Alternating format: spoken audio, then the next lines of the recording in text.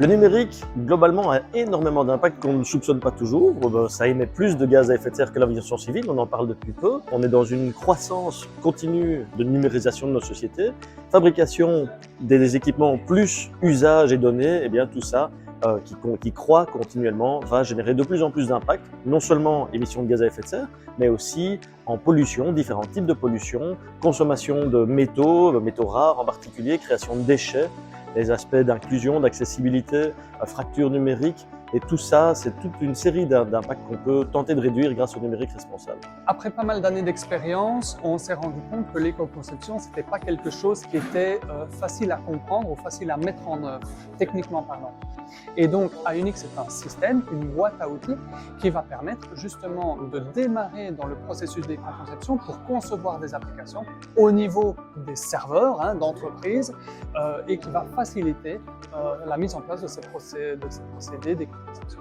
L'éco-conception va permettre d'adapter un produit ou de le redévelopper et de le transformer afin de rendre l'activité économique et le produit plus résilient et plus robuste à tous les changements ou tous les stress sociétaux, organisationnels, géopolitiques qui existent.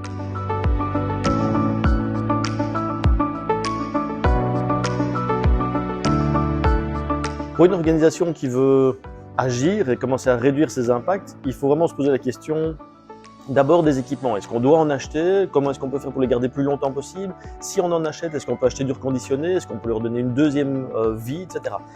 En deuxième, on va travailler sur les usages, informer par exemple toutes ces équipes sur la façon dont on peut mieux utiliser le numérique.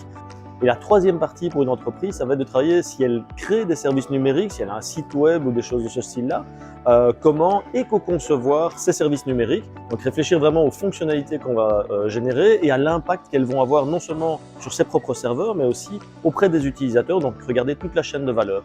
Alors l'objectif évidemment, c'est de pousser les gens à être critiques, à réagir et surtout d'éviter de tomber dans des clichés, comme par exemple le fait de se dire tiens, je vais faire une partie du chemin vers l'éco-conception et puis m'arrêter, m'en satisfaire.